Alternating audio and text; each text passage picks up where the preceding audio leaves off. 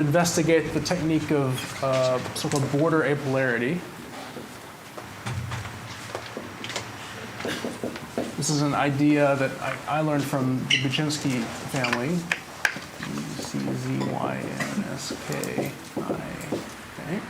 It sounds like they're gangsters or something. Yeah, exactly. It was a gang, yeah.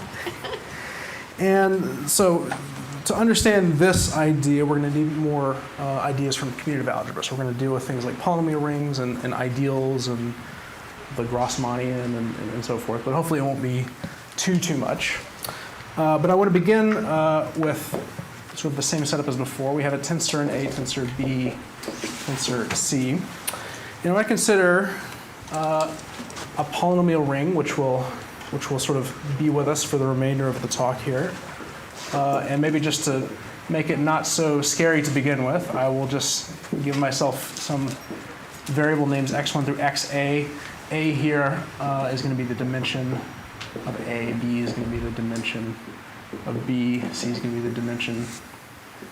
If I were writing this in LaTeX, these would be bold-faced A, B, and C. Hopefully they will not conflict with any other usages of A, B, and C. That's unfortunately possible, but hopefully no confusion can arise, as the people say.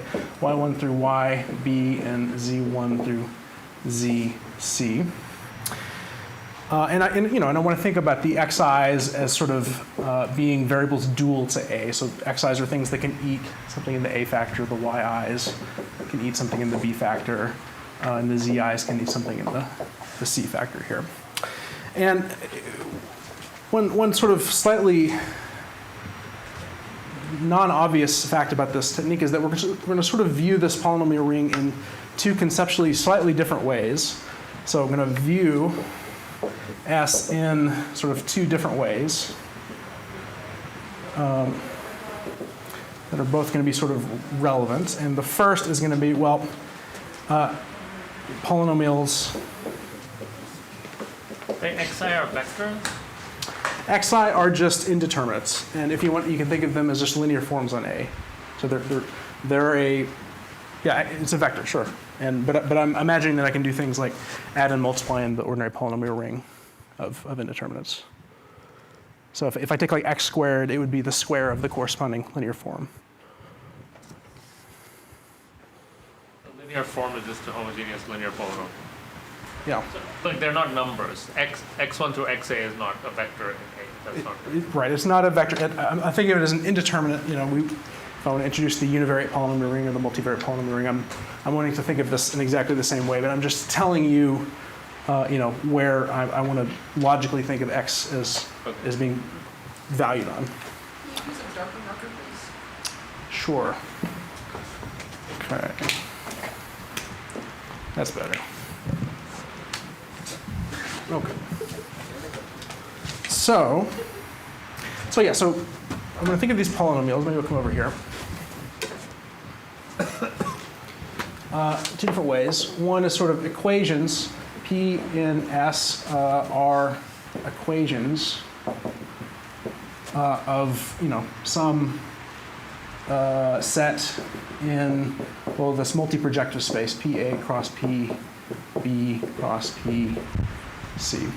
And if, for instance, this was just one projective space, and I wanted to look at some polynomials as cutting out a set in, say, a projective space, well, from classical algebraic geometry, we need to know that we have a homogeneous polynomial.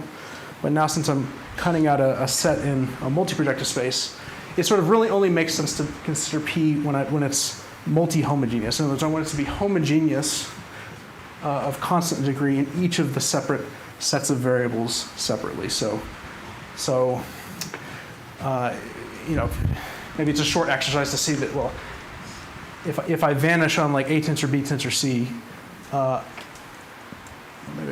if I vanish on like A comma B comma C, but I also want to sort of not bias myself toward any particular scaling of those things, I want it to vanish on any sort of multiple of those three things, that forces my polynomial to be homogeneous in each of the three sets of variables. We will only be concerned with multi-homogeneous polynomials, P, i.e. homogeneous in xi, yi, zi separately. I was still getting confused by the fact that xi is an A star. Isn't A star a vector space? So how can you multiply things? Just think of them as variables. They're variables, and I'm wanting to suggest that the thing that I want to make it make sense to plug into X are vectors A. Which you can multiply. Sure. So you can just think of these as like, these are variables, right? And then you have a polynomial on those variables. So how do you substitute? You apply to that polynomial, you evaluate that polynomial at a vector. And that's what he's trying to say, right? So x1, when you evaluated the vector 1, 0, 0, 0, you get 1. Right? Just the polynomial in those variables. You just think of that way. Okay, okay.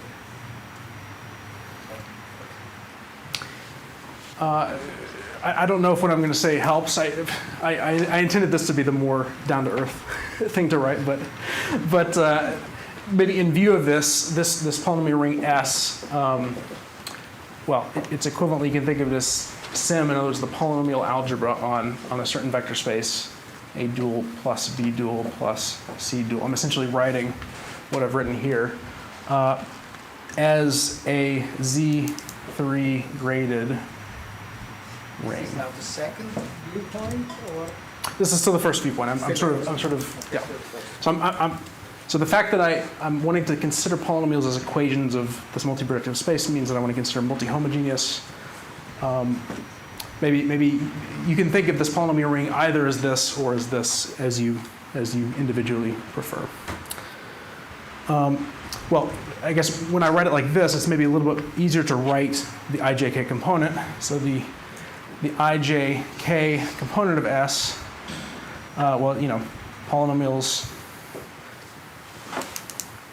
degree I in x's, or j in y, k in z, or for those who are more, I guess, don't like bases, you can think of this Sijk is Si of A dual tensor is isomorphic Sj of B dual tensor Sk of C dual. Okay, so this is the first perspective. First perspective is elements might be equations of a point in the segre. The second perspective is P and S are differential operators. Something I'm confused because with the definition of S, you have now direct sum and not tensor. Yeah, direct sum. Well, because exactly. So if I were to expand this out using, I guess, the Koszul rule, then I would get a direct sum of this. So S if S is like this, S has a direct sum ijk of this Sijk. Basically, a polynomial which is degree I in the A variables is this, and then times a polynomial degree J, well, tensor that. So this is just a way of naming the object, which is the ijk component of S. So alternatively, I'm going to think of P as being a differential operator on elements of the sort of the dual ring of S prime equals sim A plus B plus C. So it's a sort of dual in the sense that, well, the indeterminates of this ring are in the primal variables as opposed to things which eat the primal variables. And what do I mean it's a differential operator? Well, I mean that, well, there exists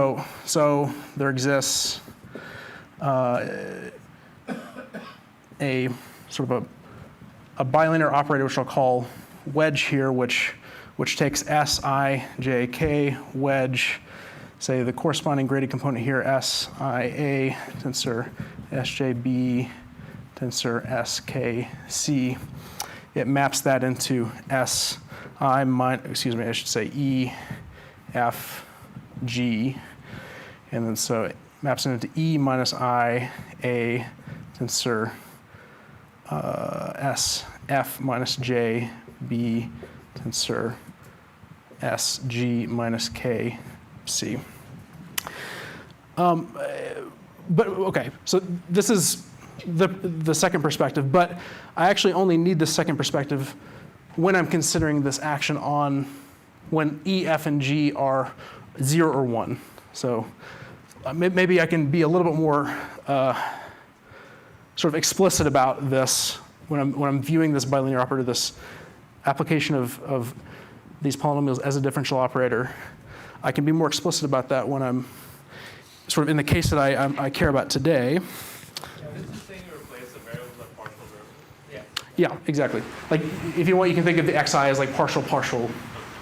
You know, if it helps to think of this as like ddx1 or something, where x is a dual basis, then the action is exactly that. So just being explicit about that when this is E, F, and G are at most 1. Well, okay, so specifically, I'm going to want to consider, I just need the object. I need the object t perp, which lives in S. And it's just going to mean the stuff in S which kills t under this action. And that, if you don't like perspective 2, the only way I need to think of perspective 2 is the notion of killing t. So what does it mean to kill t? Well, so I'll just tell you what it is in each component of S. So t perp, say, intersected with, say, this component, C star. This is S111 right here. This equals exactly the alpha, beta, gamma, where t, alpha, beta, gamma is 0. So just where I'm writing this as sort of, I'm viewing t as a multilinear map on the dual vectors in the sense that James introduced on day 1. And sort of similarly, t perp, say, intersects with like a dual tensor B. Dual, this is the 110 component of S. This is going to be, well, the set of alpha, beta in a dual tensor B dual such that t alpha, beta, well, you know, if I just contract in the first factor and I sort of insist that this as a linear function on the third factor is the 0 linear function. Okay, well, so, okay. First of all, maybe I don't know whether it helps, but you say P, I do as a map, but this is a map. S-I-J-K contract, there is a column.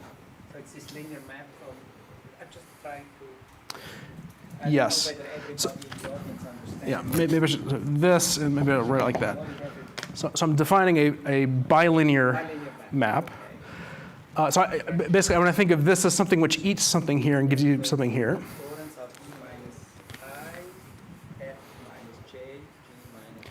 Yeah, and you can think of these as differential operators. So a differential operator of order I, Now suddenly there is T. T. That's a bad calligraphy. Yeah. I'm already on the next board trying to understand because now So T is our tensor that we're interested in here. now you define T perp. Yes. So That line is the definition of t perp, right? And where's Yes. the definition? So Because okay. property Thank you. that So- I'm confused. So T perp. Okay. Yeah. Yes. So if you think of t as like a multilinear polynomial, right? T perp is the set of all partial derivatives that will like kill your polynomial, make your polynomial be 0. That's, I know. So T perp equals P in S such that P wedge T equals 0. Yeah, I'm sorry. So I mean perp with respect to this bilinear operator I've defined. Okay. So if you're happy with this idea, T perp is just the stuff that kills T, hence the idea T perp. This makes sense. And then I'm just trying to be more explicit about, because T is something that specifically lives here, and so I can be sort of more concrete about what T perp looks like in terms of the components, special components of that. There's only a couple more cases here. Okay. So S100 if t concise. So if t is a concise polynomial, then by definition, it is the corresponding thing where if I plug in just alphas and I need the bilinear form I get in the end to be the zero bilinear form. Basically, an element will be here if it is in the kernel of the first flattening. There's a question? Sorry, is this the definition of concise? It's equivalent to the definition of concise. Concise means that the flattenings are full rank, which, so I will write this. This equals alpha in a dual such that t alpha dot dot equals 0. And if you want plugging in alpha to just the first factor here, I've did the forbidden thing, excuse me. I will come over here. Sorry, I lost you, but this is now the subspace of a triple tensor product, I believe. And how can you intersect it just with the tensor product of A star and So, B star? so t-perp will be by definition is this. If you stare at the, I interpreted offshore, yes. and then it will be Yes. it will be an ideal which is homogeneous inside of this Z3 graded. So I'm describing it to you by describing its components. It's a homogeneous ideal. In other words, it is just the direct sum of its components. The A star is A It's star. not tensor 1, tensor 1. Elements So in the A S. star tensor B star is now the subspace of Yes, exactly. So S, in other words, S. Okay. A star tensor B star tensor C star is. Actually, there is maybe a third factor which is the base field. Yeah. Actually, it's T-perp is the ideal of differential operators that annihilate the tensor T. So in particular, since T is degree 1, 1, 1, any differential operator of higher order will annihilate. But he needs to specify more precisely in lower degrees, lower multi-degrees, which differential operators annihilate it. yeah. And that's what he's I writing can on. now. I think I can now reconstruct. Are you right here? But there's a problem. No, you're There's a right. tensor F. Tensor F. Yeah. No, but below you write S110, that makes sense. Yeah. Okay, when I write S110, it makes sense? No, I'm just Sure. worried that. So S110 is S1 of A dual tensor, but this is just A dual, right? So S1, And there is another factor.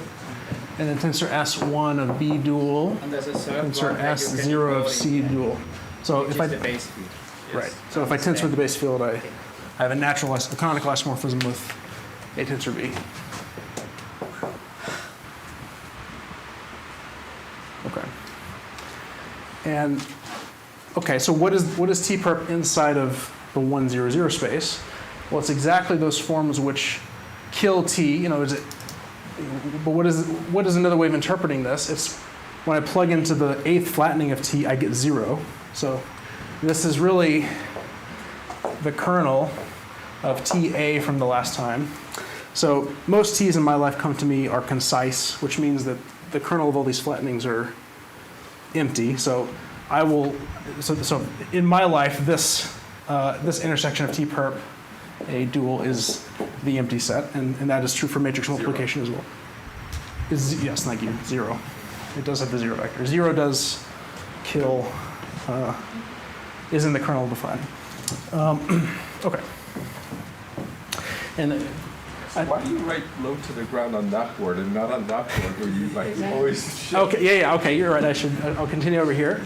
And I think I've specified every single thing except for just S, I, J, K intersect with T perp, intersect that is full is S, I, J, K if any of I greater than 1, J greater than 1, K greater than 1. So depending on your level of comfort, like I only need to understand, I only need to just refer to this object T perp. You can think of it in terms of stuff, differential operators which kill T. If you're unsatisfied with that, you can think about it, well, it's just a homogeneous ideal, which I've told you what it does in every single component. Okay. Any more concerns about that?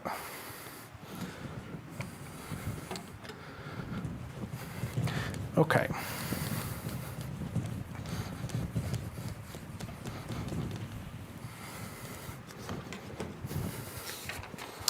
So observation, let's suppose that T has a length R rank decomposition, or T, suppose T is rank R. Suppose T is A1, B1, C1, plus plus AR, BR, CR. And suppose that P in S vanishes on, well, the AI, BI, CI, considered as points in PA cross PB cross PC. So I'm now using the first sense in which I wanted to consider S, that is, things which might vanish or not vanish on points here. And let me ask if it just vanishes on the points of a rank decomposition. Well, the observation is that if P vanishes here, in other words, it's an equation of those R points, then P lies in T perp. And this is the only relationship I need between like interpretations 1 and 2 of this polynomial ring. Is just that if P vanishes on those R points considered as points on the segre in this multi-projective space, and all of them, yeah.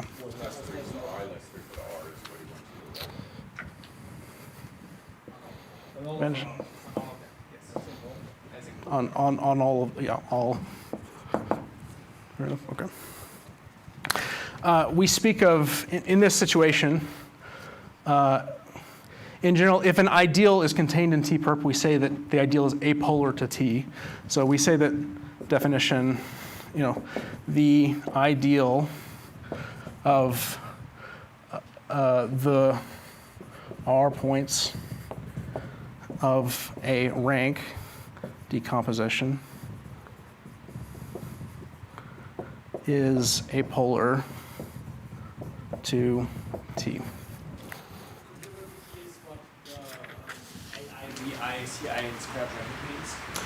Like, what does this mean?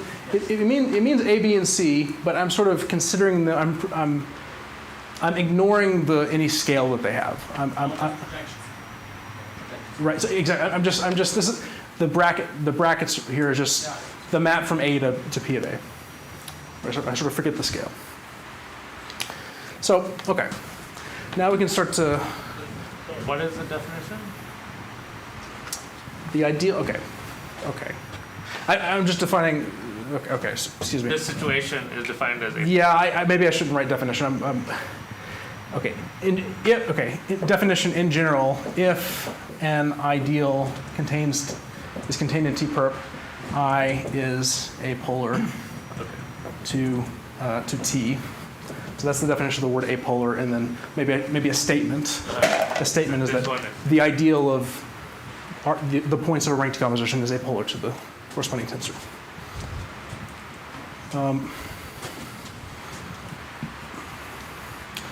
So now let's start to consider.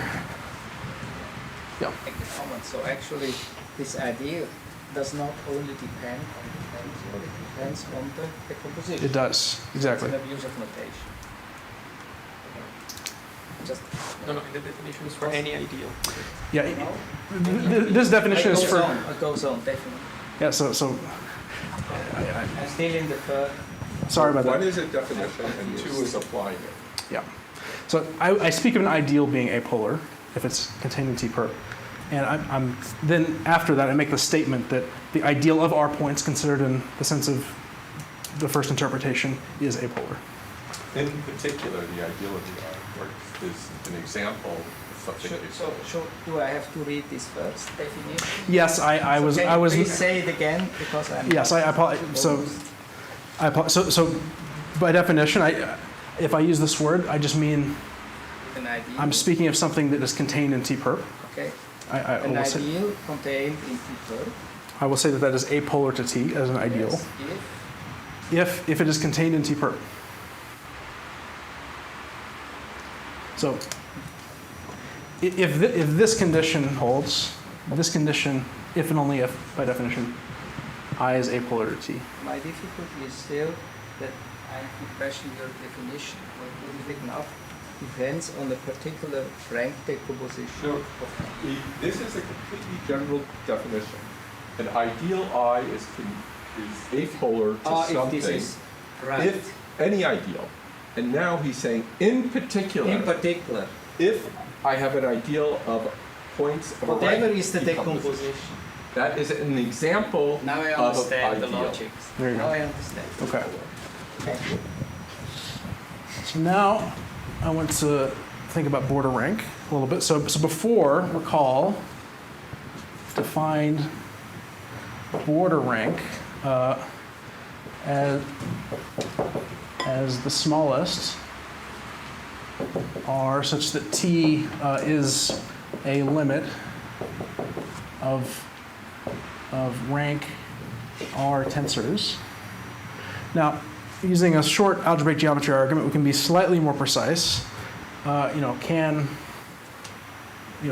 Slightly equivalently, border rank, maybe I'll say that this is a theorem, or proposition maybe. Border rank of T less or equal to R if and only if T is the limit. T goes to 0 of 1 over T to the K. There exists K natural numbers of sum I equals 1 to R AI T tensor BI T tensor CI T, where the AI T is in the polynomial ring of A, sort of a joint T if you want. This is A tensor, the univariate polynomial ring over the field. BI T is in B, T in CI T. So, it's not only is it a limit of rank R tensors, but I can sort of pick the rank ones which occur in those R tensors as nice curves. I can imagine that there are curves limiting to T, summing up to tensors which limit to T. So this is a fact from algebraic geometry. So, okay, let's give the setup of our bound here.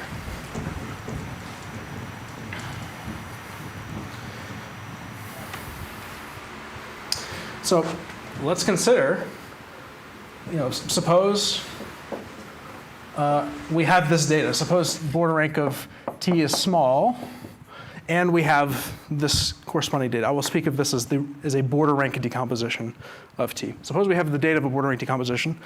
In other words, we have R curves through the segre, or the multi-projective space PA, PB, C. So consider I of T is, the ideal of, AI of T cross BI of T cross CI of T. Can I again, sorry, make Yeah. there's a typo. I mean, if this AIT are not in A joint, these are scaling extension. Yes. Okay, it's actually, but you didn't define A tensor. Agreed. If you want. Okay. So, consider I as an ideal of this. And just a quick observation. When T is not equal to 0, we can assume, not only do we have a border rank decomposition, but we can assume when T equals non-zero that these points are in general position. And if they are not in general position, just looking at this expression, they don't care about additive constants of T to the K higher than K. T to the, I could add a generic something times T to the 100 if K is 99. And that would not change the fact of this being a border rank decomposition, but it would move this, perturb this slightly, and I can do that if necessary to make these in general position. Can assume that I of T, an ideal that Yes. Yes. AI, BI, T, CI of T in general position. And what does it buy me that these are in general position? Well, it allows me to know that, so I is some homogeneous ideal, some multi-graded ideal. So as a consequence, well, the codimension, we can imagine I inside of the ijk component of I inside of Sijk. So I is some multi-homogeneous ideal. I can consider the ijk component. Well, it is going to be cut up by R independent linear conditions. So it's going to be, provided that the dimension of this is big enough, it's going to be, yes, thank you. So by this assumption of necessary that the AI, BI, C are in general position, I can assume that I know that the codimension of I in all of the components, it is sort of maximal codimension coming from the fact that it's cut out by R points. And this sets me up to sort of address the issue that Nikhil raises. So Nikhil raises that so far this I depends on T. Now I want to, in some sense, take the limit as T goes to 0 of the ideal. I want to take the limit of the ideal as T goes to 0. What do I mean by this? So want to take limit as T goes to 0 of I of T. It's not so clear how to do this for, say, non-homogeneous ideals. But since I is homogeneous, I can consider its ijk component as sort of living in the codimension R Grassmannian of the corresponding S, which I know is codimension exactly R for all T by this assumption here. So how take limit of, well, I of each component separately in the Grassmannian of Sijk, say codimension R.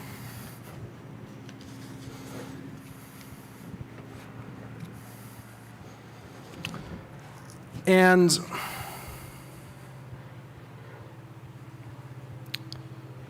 excuse me.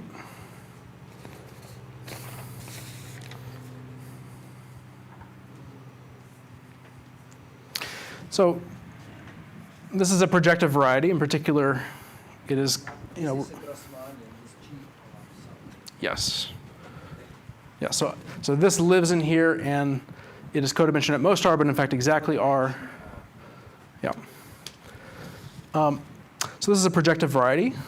In particular, we can use over C, if you want, you can use your intuition from compact manifolds. The limit will exist because this is a compact manifold. What is the special property of Grassmannian that invariant under some group action? And just used to the very concrete situation with subspaces. He's using that it's compact. Okay. And you have smooth curve, so it'll have a limit. Right, but I'm just trying to visualize what Grassmannian of Sijk means. So this is a vector space. Finite dimensional vector? This is a finite dimensional vector space, exactly. And I have for each T, I have a subspace of it, of dimension of this minus R. But now, shouldn't you write on the left limit of ijk when T goes to 0? Otherwise, Sure. So this there. Otherwise, So right. so limit as T goes to 0 of ijk of T defined. You know, call it oh, what? call it maybe just ijk. Maybe I should use a different letter, J. So let's say that J in the ijk component is the limiting ideal of I. Oh, okay. Now I think before T was a variable, but when you write this T is a non-zero number, that's why this thing is actually an element of this Grassmannian. You're not looking at Grassmannian's defined. That's You could also do that. But you don't do that. Okay, now I Value understand. Yeah, we're being slightly more down to earth. We're just imagining an honest curve through the complex numbers and taking an honest sort of limit. And we could imagine, in the metric topology sense, if that makes us feel better. And okay, well, what do we get?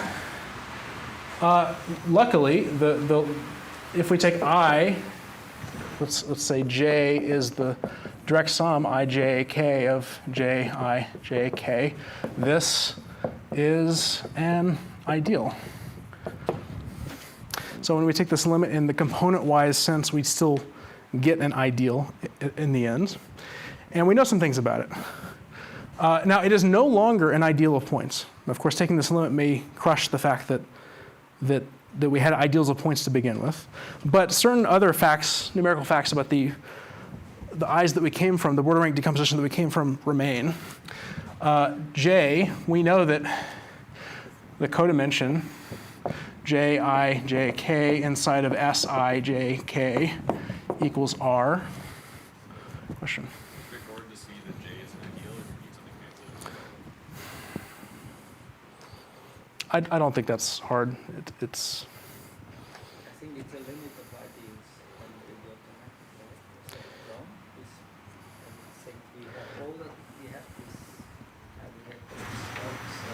combination. There are ideals and you go to a limit. Yeah. Anything. That's the continuity property. I don't believe that's a difficult question. I probably shouldn't try to answer it over the board. If you use fancy language, it's very easy, but I cannot think of a convincing argument without that language. It's not like an important conceptual step in what you're. No. Hopefully we agree that it's, I don't know, not completely unbelievable that, Yeah. that it might still be an ideal afterward. Okay. It indeed is, and okay. Well, so this is the case. And also, well, each of the i's here in view were apolar to t. And that apolarity condition was just a statement about like where we were inside these Grassmannians. So that will be preserved under the limit. So this J is apolar to t. And maybe I can also say 3 here. J, well, is deformable to an ideal of points. Now, these first two conditions are sort of possible to check for some ideal in your hand, but the third condition is extremely difficult to check for some ideal that's in your hand. But nonetheless, if we include all 3 conditions, then maybe I'll write, how should I write it? Theorem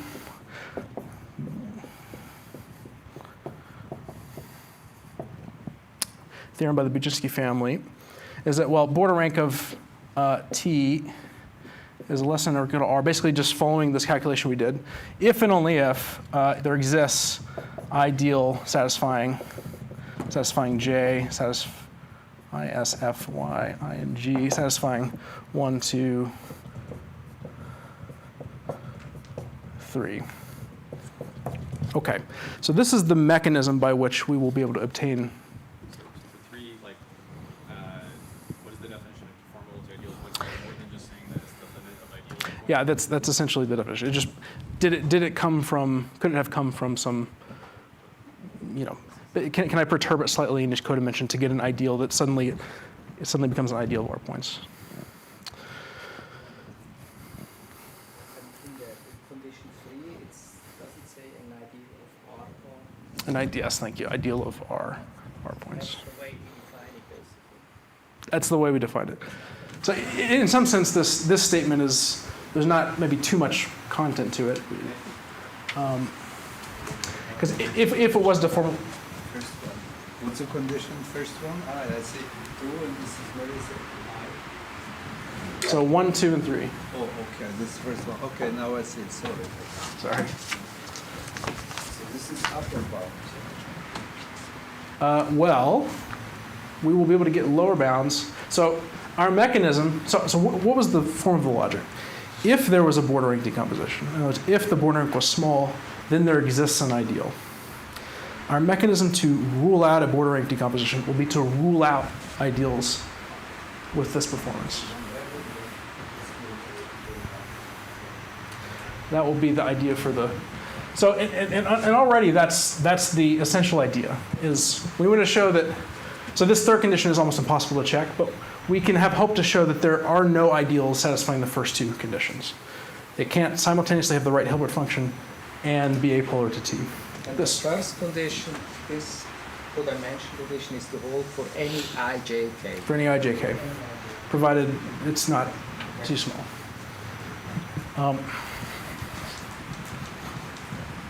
But it would be very difficult. Like, how could we possibly rule out the existence of an ideal? This is not so clear. So we have to make use of a second use of symmetry. So in the flattenings talk, we showed how the symmetry group GLA cross GLB cross GLC was sort of instrumental in discovering the flattenings that we eventually used. And we can interpret this symmetry group as the symmetry group of the set of rank 1 tensors. So far we've used the idea of the symmetries of the set of rank 1 tensors. In order to make ruling out ideals with this performance possible, we're going to furthermore, in the case of tensors that we're interested in, use the ideal of the symmetry group of, or use the symmetry group of the tensor itself. So the set of G in G such that G dot T equals T. So I'm going to consider the stabilizer of T.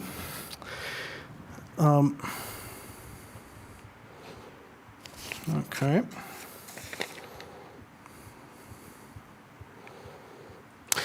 And okay, let's think about what this buys us here. Let's imagine that we have T, we have a border rank decomposition of T, I equals 1 to R, 1 over T to the K.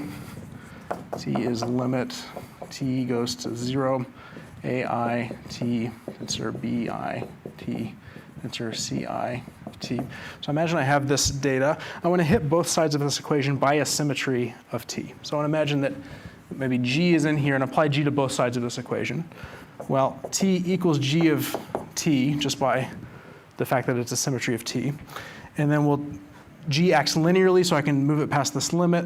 I guess for fixed non-zero T, I can move it past this limit and on here. This equals limit T goes to 0, 1 over T to the K, sum I equals 1 to R. And then G acting on this, AI T tensor BI T tensor CI of T. And the point is that this is now another border rank decomposition. I've moved the border rank decomposition according to a symmetry of T, but I can get just a new border rank decomposition. And okay, how can this help? It's still not clear how this helps us, but I want to use the following theorem. So in some sense, the reason why this method is going to work, somehow the most critical insight, in my opinion, of Buczynski and Buczynski is ideals satisfying 1 and 3 form a closed set.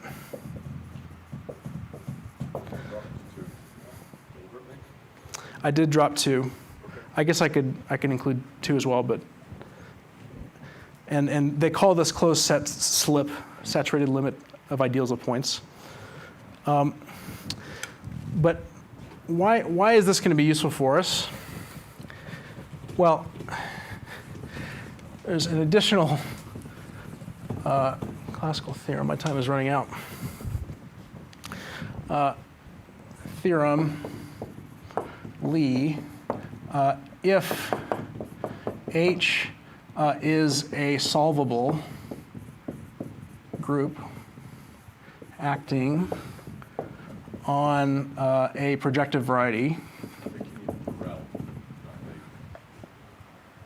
Is this by Borel? I thought it was Lee's theorem. Okay, all right. Well. Projective. Okay, well, all right. Fair enough. Then call it X. Then there is a fixed point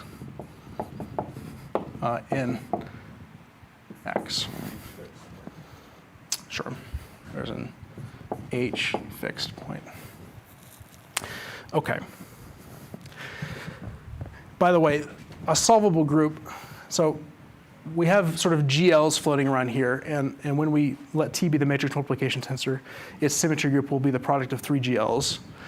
Your H, you can think of, the most important example, and the only example we use now is like H is upper triangular matrices. Example.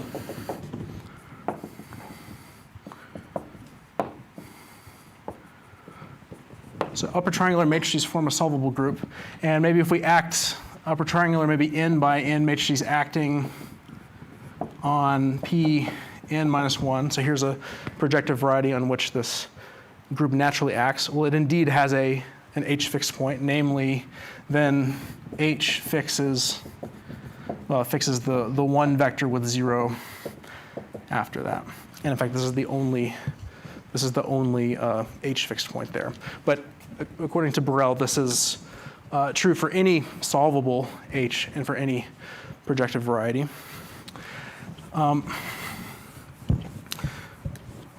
What this means is that, so if H is a subgroup of the symmetries of T is a solvable subgroup,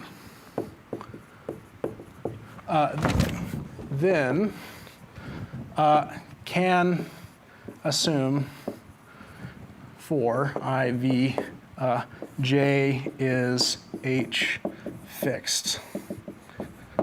Because if there's any ideal with this property, there is one that is H fixed. This is because it's a closed subset of a projective variety, the projective variety of the so-called Heyman-Sternfels multigraded Hilbert scheme, if you want to, for the experts. Okay. Now we have finally a hope to rule out the existence of I, because this H fixed condition, if H is sort of large, will remove a lot of freedom from J, and such that maybe we only need to check like a small list of J. So let's do that. Let's finally try to apply this sort of machinery to do this, to matrix multiplication.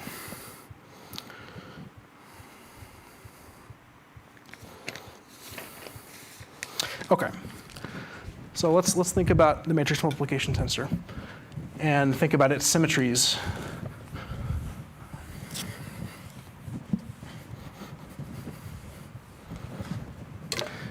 So now consider T equals Mn.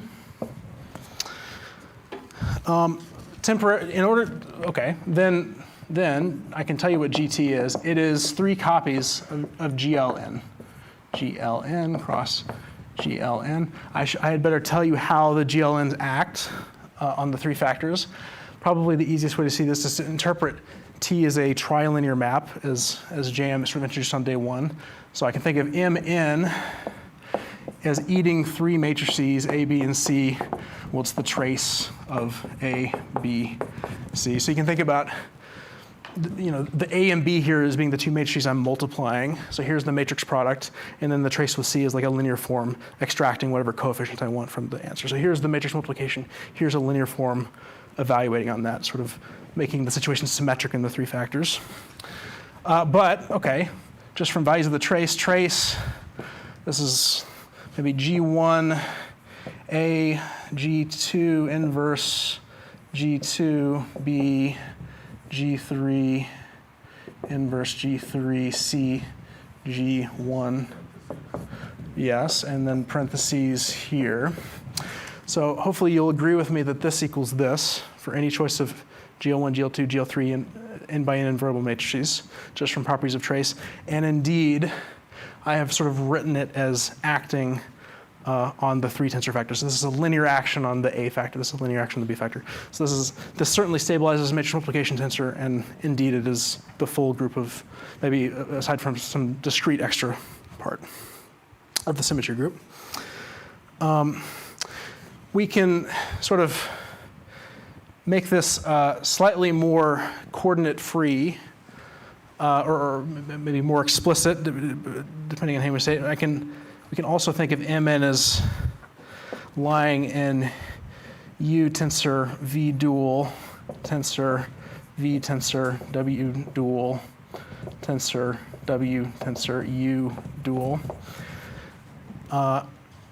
As you know, this is A, B, and C, and sort of viewing it like this, Mn is just the tensor product of 3 copies of the identity matrix, U tensor id, V tensor id, W. But it will be useful to have this sort of, and then it sort of makes clear that not only is it GLN, GLN, GLN, but G of Mn is really a GLU cross GLV cross GLW. Okay. So now, let's look at 2 by 2 matrix multiplication. I want to show, we saw last time that it has border rank at least 6. Let's do better. So I need to pick a solvable subgroup of this. So these are GL, GL, GL. I'm going to pick upper triangular, upper triangular, upper triangular. That will be a solvable group. And I'm going to consider, and it turns out it's going to be enough to consider only one component of J. I'm going to consider J in the 1, 1, 0 space. So this lives in A dual tensor B dual, which is what? This is equals. Sorry, it's J110. So J, okay, so I want to rule out the existence of a J. So we have a theorem that if there's a border rank decomposition, there is some limiting ideal, which has. Could you just write it in simple terms? I need to show it doesn't exist. Yeah. But so I'm imagining that there is some object here. I'm asking if there's an object with the right codimension, apolarity is an ideal, is Borel fixed. And I want to ask, is there such a thing? I want to show you that there's not. So therefore, it couldn't have come from a border rank decomposition. So what is this? Well, it's here. So U tensor V dual tensor W. This is where it lives. This V tensor V dual is naturally a direct sum of id V plus SL V. So this space likewise breaks up. The part that is apolar to T can only be here. So maybe I'll say it like this.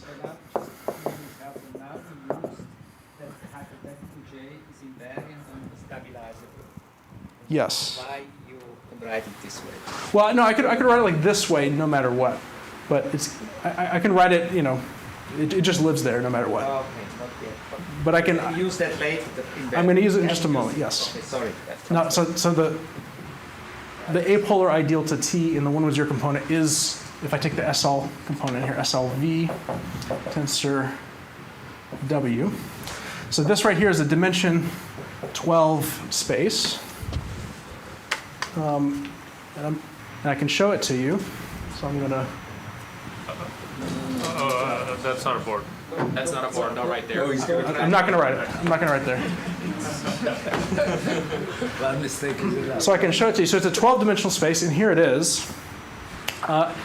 Under the Borel, luckily it is weight multiplicity free, or I can say under the torus it is weight multiplicity free. And here are the 12 torus fixed weight vectors, which form a basis of this space. And I've written arrows to indicate the raising operator. So here's like the GLU raising operator. Here's the GLV raising operator. Here's the GLW raising operator.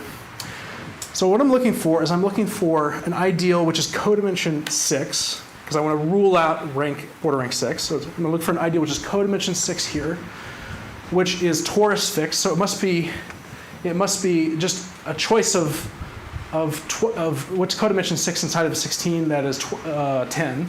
So I'm looking for a 10-dimensional subspace of this, which is torus fixed. So I need to choose a subset of 10 of these vectors.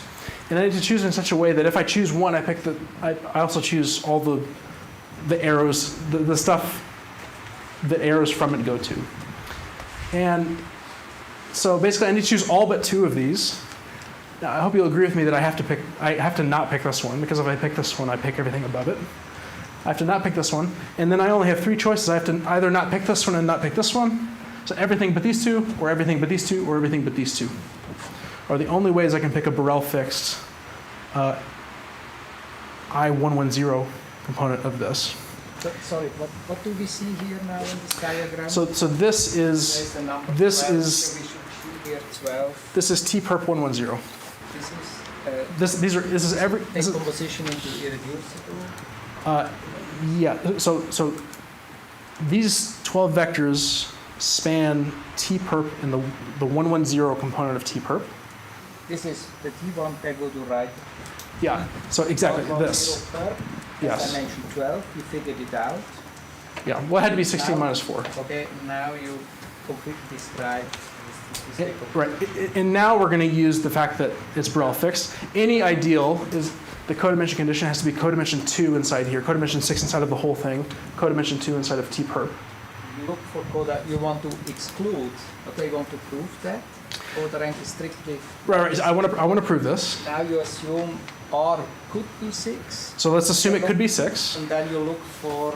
So then I look for, if it was 6, then there exists an ideal, which in Yes. particular in this component is contained inside of T perp, which is this, and which has codimension 6 inside of the whole, It should be invariant and stabilized. and it should be invariant under, No, it cannot be. exactly.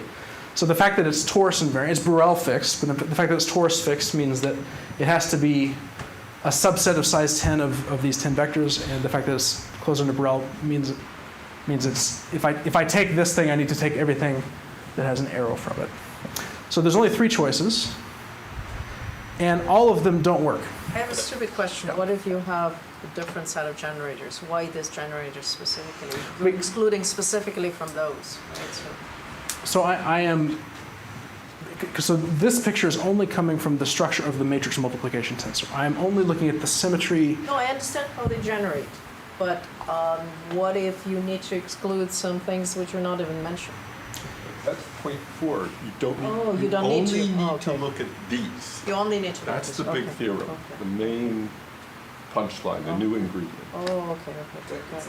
Application of Borel fixed. Okay. Right. Yeah, I guess I Crucial thing. need time to appreciate It's like compactness argument. it. Okay, got it.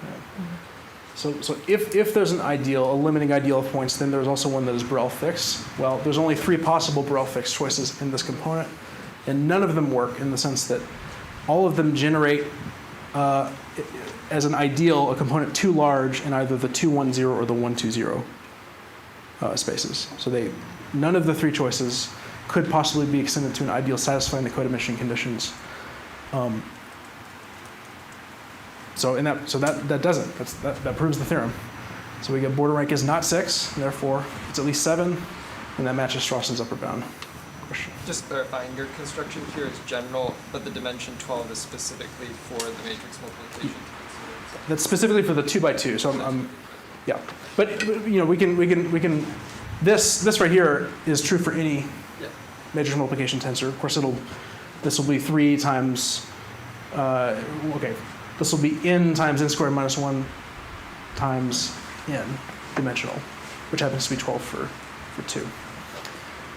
Okay, I think I'm almost out of time, so I'll just briefly say, so this shows that the border rank is at least 7. What happens if we do this for 3x3? Well, we can play the same game, and let's say we look for a border rank 16 decompositions. Like ask, could the border rank be 16 for 3x3? Well, we're going to look at this.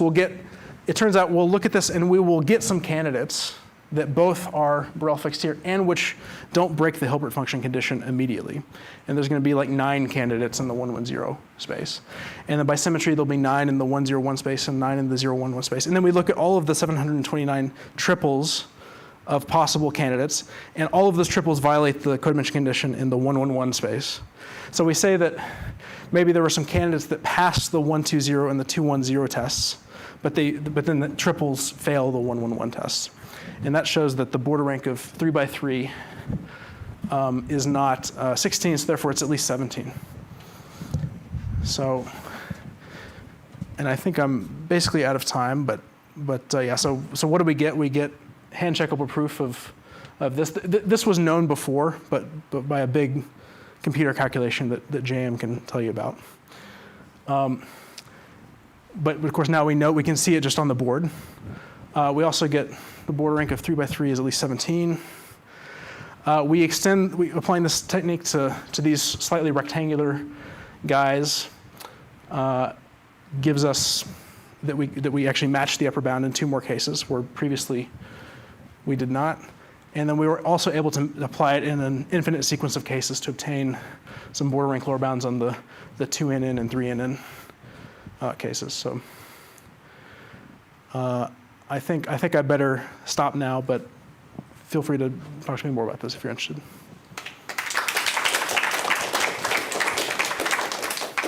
Great. So we had lots of questions during the talk, but I think we could entertain a couple more. So the technique is the same thing. You're going to look at like the 1, 1 component, 1, 0, and then you're going to rule out something else from what are the other components. Do you need to go very far, or So you just go 1 on 1? I only ever okay. So yes, so we sort of enumerate all of the possibilities in the 1, 1, 0 in permutation space that satisfy the 2, 1, 0 and 1, 2, 0 tests. There may be some candidates there. Then we check triples, and then we apply the 1, 1, 1 tests. And so far, that's all we've needed to do to prove results. And in fact, I've never seen a situation where I can actually even eliminate a candidate where when it passed the 1, 1, 1 tests, I've never seen it that I couldn't extend it as far as I want. So maybe there's a theorem that somehow that's as far as it goes, but I mean, not in principle. So like for these asymptotic examples, see for the 2 by 2 by 2 matrix multiplication, like you can kind of look at it by hand and enumerate cases. Is there any conceptual leap you're doing in these asymptotic examples, or? So, sure. There's, well, there are some subtleties that you need to handle here because something that was very convenient in the 2 by 2 case was that it was weight multiplicity free, which meant that it was really a combinatorial problem. There weren't any positive dimensional families of possible candidates. Now, one difficulty is here you have to consider positive dimensional families of candidates because it's no longer weight multiplicity free. For these though, the way we do this is we sort of coarsen the problem a little bit where we try to forget information about difficult situations like that, and we sort of convert these problems into combinatorial optimization problems somehow. In these we only look at the 1, 1, 0 component and sort of do just like with M2, and we sort of imagine the application of the 2, 1, 0 test and the 1, 2, 0 test as sort of being some combinatorial condition on some kind of object, and we show that with exactly these numbers we can prove that there's no performance. You mentioned the second relaxation that you did to prove you only need to search in a certain area by just allowing arbitrary measures. So basically so as I mentioned, there could be, okay, so we basically have a gigantic picture like this that's basically length n in this direction, length n in this direction, but maybe length 2 or length 8 in this direction. And we basically forget everything about a possible candidate except for its weights in the this direction and in this direction, and describe that as a combinatorial object. And then we actually coarsen once again, and we sort of that's like that's a discrete problem where we have basically Young diagrams filled with numbers, but we logically imagine them as being potentially allowed to be filled with not integers, but we make the problem continuous, I guess, and then we solve this sort of continuous optimization problem. I don't know if that's what you were trying to get at. Okay. That's a big idea. Okay, so it's hard to tell you exactly what. But like, are you ultimately getting like a finite thing, and you're solving that by computer, or like the continuous optimization problem you're getting is something asymptotic that you're solving? Yeah, we're showing that all of the large number of candidates, they live in some some set which we can describe by equations, and then we can analyze those equations and show that, well, provided we're in the regime like this, we can't find any candidates in this place where they might live that could satisfy both the 1, 2, 0 and 2, 1, 0 tests. Could I ask a quick question? So going back early to maybe the first half of your talk, you mentioned a way of enumerating possible Koszul flattenings that are useful for you. Is there a software package for this? Is there something one could use as a sort of black box? Not going into the Sure. depth of the algebra there. Well, I mean, there's a software package in the sense that you can do the representation theory automatically. So like maybe Lee does that. But then I think to do the work of converting those to the computation of the flattening, you would have to do some work there. And So maybe we should take it offline. Maybe so, I'd be curious sure. about this. Sure. So in some of the papers where they find like explicit tensors, like the Binder, the flip graphs paper, they find smaller decompositions over like finite fields and stuff. Do these lower bounds hold generally for finite fields as well? Yes. Okay, so let me be more careful. You can carry out this procedure just as well over finite fields. So you might get a different answer. I think you could get a different answer. Although I don't think anything I did for 2 by 2. I mean, do we show that the break of 2 by 2? I don't even know what the border only makes sense over Sure, but I mean, like, So- finite characteristic algebraically closed field, for instance, like we could. do the same thing, but you might not get the same answer. Sure.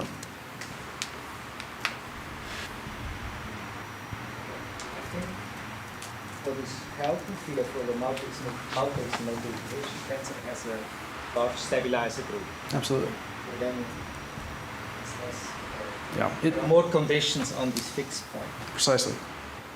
So I'm just wondering if you want to apply this technique, not for the matrix multiplication tensor, but some specific tensor, but we want to would like to prove, let's say, a nonlinear lower bound for a family of explicit. Sure. Does it look that this method is so helpful now? I don't know, but because you would need really a tensor with a lot of symmetries. Well, So this is if you go to Amy Huang's talk next Friday, she'll apply this where you only have a one-dimensional, only a torus acting, and show you how to solve a 30, 40-year-old problem of Coppersmith-Winograd. So I guess. Friday, what time? And we'll talk about 10 that. a.m. every Friday, I'll be there. every non-workshop Friday. It looks here in this technique, you get this beautiful idea for a fixed point, but then if you want to apply it, it's a combinatorial explosion, right? Yeah, it's not easy. But it is true that the larger the symmetry group is, the easier you make your life, just as a heuristic. So if we go back to that other slide,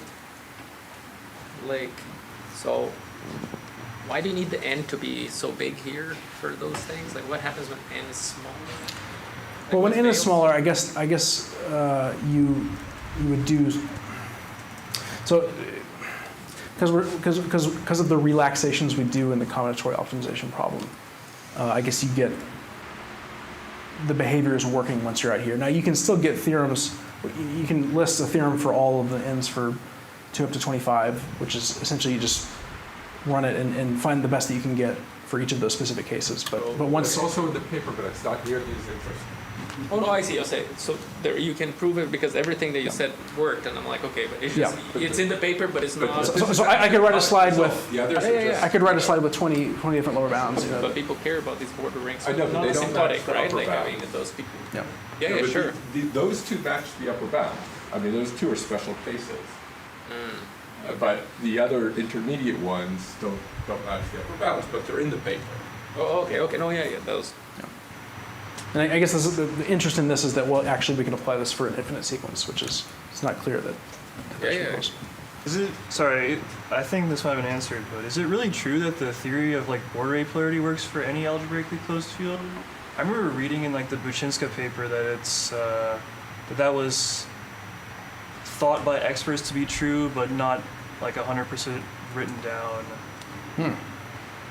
What could fail is, Tom, could slip be not closed or something? Okay, so in the original article, they worked over the complex number because they wanted to show that this set of saturated ideals is open and they used analytic topology, but recently they uploaded a preprint where they proved that everything works over any algebraic case. Okay. Right. Okay, so maybe that's a good time to stop because there were plenty of questions. Let's thank Austin again. Okay, and we meet again when we went kind of over time. Yeah, 10 minutes for coffee and stuff, and then we can